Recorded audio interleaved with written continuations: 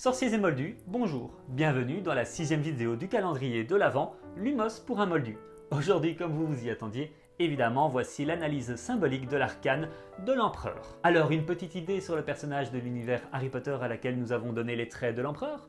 La réponse tout de suite, mais avant, une présentation générale sur l'arcane l'Empereur.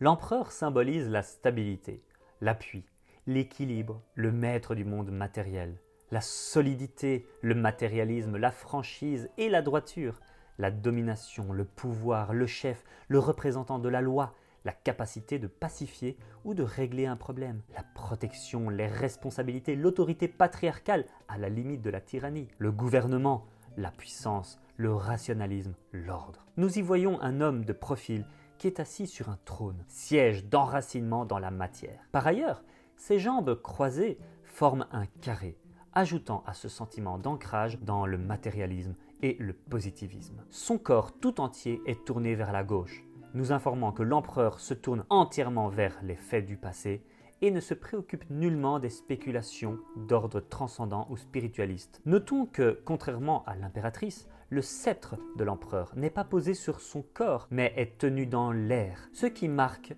un détachement du corps. Son regard tourné vers le passé lui confère une sagesse propice à son devoir de représentant de la loi. Son siège repose sur le bouclier arborant un aigle. Celui-ci fait écho évidemment au bouclier de l'impératrice, à la différence que la croissance des ailes de l'aigle de l'empereur est achevée. C'est donc un oiseau en pleine possession de ses moyens qui accompagne et conseille l'empereur. Rappelons que l'aigle est signe d'intelligence et de raison. La position particulière de l'empereur, entre assis et debout, montre qu'il est posé et stable, mais qu'il est prêt à agir immédiatement dès que son devoir l'appelle. Alors, suspense? Non, je sais que vous avez déjà bien compris que nous étions dans le cycle des fondateurs de Poudlard. Celui-ci donc se poursuit avec un majestueux Godric Gryffondor, à la longue barbe rousse, assis sur le trône de l'empereur. Le sceptre est ici remplacé par l'épée, symbole de la lumière tranchante de la vérité. Godric est coiffé du chapeau de sorcier qui sera désigné pour abriter l'esprit des 4 fondateurs en vue de la répartition des élèves après la mort des pères fondateurs. Ainsi se perpétue la tradition. Le chapeau de sorcier est également le symbole d'élévation